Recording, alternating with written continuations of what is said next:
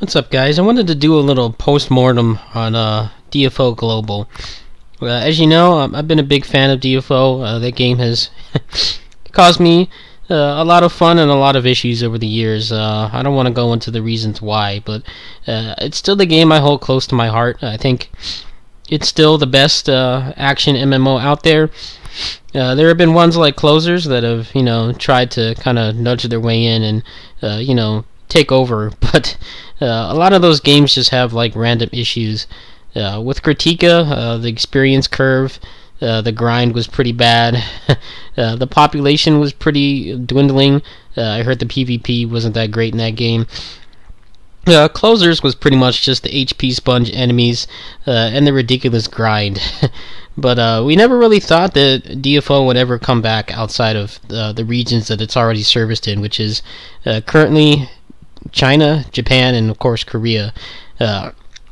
Neopal expressed a lot of, I guess, realistic attitude towards the re-release of the game when they did their initial 24-hour live stream leading up to the game's relaunching.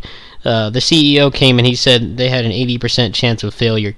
That was kind of received pretty poorly in the fan base and the community. A lot of people thought he was, overreacting and, the game is doomed. But it seems like the opposite has happened. Right now, they've got like over 100,000 likes on Facebook, which from what I remember is several thousand higher than the original Nexon DFO.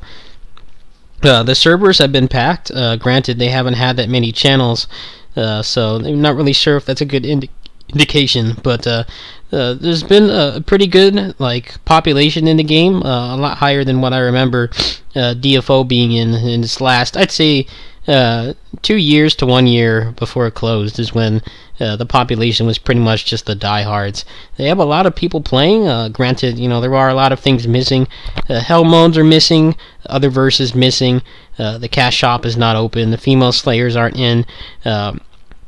I think what they had in the open beta test was pretty good. Obviously, they did the metastasis because it didn't make sense to, retranslate all the old stuff from, the old Arid. I think the new content is pretty fun. However, towards the end of the new content, it started to get pretty recycled, I guess you could say. A lot of the maps are pretty much copied verbatim from the original.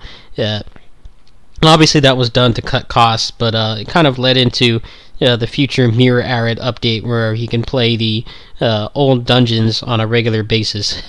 I like the changes that they made to the characters. I did experience some of those during my last little tenure on KDNF. The new changes made it a lot more tolerable for me to level up again. As you know, I had a pretty good equipment set on the Nexon DFO. I also had to rebuild most of that after I got hacked and had my account stripped. So it was hard for me to come back. Admittedly, I didn't really want to play the alpha test that much just because I didn't want to start over. But the new changes, the new dungeons, it's a great time to step back into the game.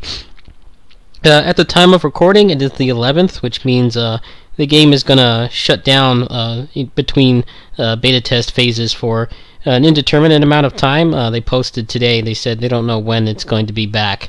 But if you haven't tried out the game, even if you were a hardcore Nexon DFO player, if you spent a lot of money on that game and you spent a lot of time on it, it's worth coming back even if you have to start from scratch. They've added a whole lot of new content.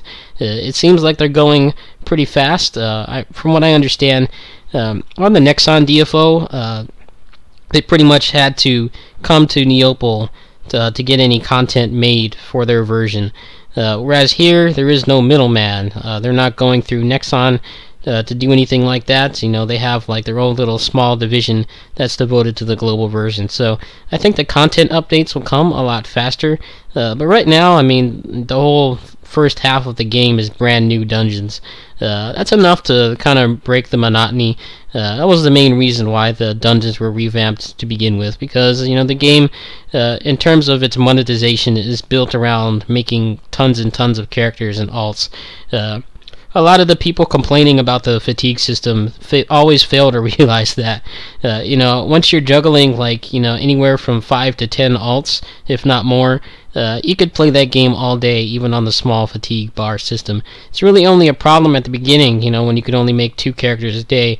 You can go through all that in like 2 hours, but as you get farther in the game, it takes longer to get through the dungeons. It actually feels like an accomplishment, actually finishing the entire fatigue bar. I do hope that they do regulate the cash shop prices. The cash shop prices on the Nexon DFO are part of the reason why it died. The original cash shop that they had the avatar gachapon system, which you got a random avatar. You had no control over what you got aside from the character class that it was for. People complained about the not being able to pick. They just said just make it so I can pick the avatars and I'll spend a bunch of money. And Nexon finally bent over and fixed that, but the prices were so jacked up that only the people who have like crazy mobile game kind of free-to-play income could really afford a lot of them. I remember I had that ugly Male Striker set on my Male Striker just because it was the only one that was affordable because it was a package. I hope that they regulate the prices. I hope that they deal with the hackers. They're already doing a lot more to police and moderate the game than Nexon ever did. Nexon really never did much of anything in terms of actually moderating the game and make sure there wasn't so much crap and economy controlling and cheating going on. However, just in the past month or so that the open beta test has been open, we've seen them actively banning the gold sellers and the hackers and stuff like that, since they're monitoring the auction house, because that's currently the way that the gold sellers actually transfer the gold to you. You buy you put up some random junk item for whatever you paid it for, and then the gold seller will buy it off you. They've been monitoring that. I think the game has a pretty bright future. I think they were a little I guess you could say they underestimated how huge it is to have an actual global release of the game. All of the other versions of the game have been locked to their specific regions. The original DFO was only North America, and they opened it up to the Oceania server, which probably had like 3 people on it. That server didn't do too well, but the entire continent of Europe was cut out. Obviously that's a huge chunk of the globe. So I think the game will do pretty well. In terms of whether I come back to it, I've already put a pretty decent amount of time into the open beta test. You've seen a lot of my stream VODs from when I was on vacation, simply because that's what I was playing, and as I explained in my other video, I didn't really have the means to use my console and Vita capture cards while I was there. I will be returning to the game. I am kind of waiting for the new classes, the Second Awakenings, to come in.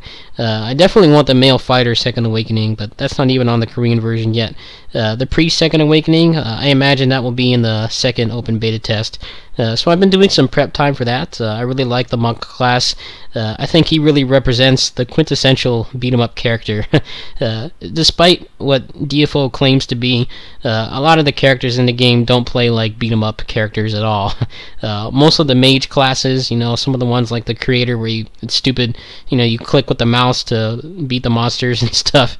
There are some characters in that game that are just like pure, like I guess you could say evolved or updated, modernized beat-em-up characters. I think the Monk is awesome.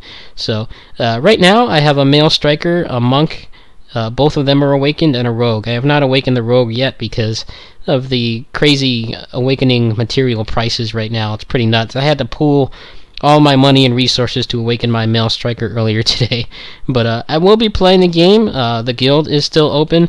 Obviously, by the time you see this, the game is going to be shut down. It's going to be in its transitional phase between the second open beta test. But everyone is welcome to join. I had someone say he was Dutch, and he's playing the game for the first time. I think that's pretty cool to see. They're actually opening the game up to the rest of the world. One of the main problems with the original DFO was it was a small region, and America is pretty big, but cutting out the entirety of Europe is a pretty big deal, and a lot of those people are playing now. People from South America are playing too. I think the game has a bright future if they continue to actually monitor and take care and nurture the game. I think it'll do well. In any case, I'll see you guys tomorrow. It looks like the beta test is going to be over by the time you see this, so things will be back to normal. I know some people don't like the DFO footage. It can be admittedly pretty boring to watch unless the person's really good, or it's like really good PvP, net play matches or something, or the character's really geared. I'm going to try to mix it up with some guides as the game progresses, but I was kind of limited but what I could do due to the internet issues, so we'll see what happens. Peace.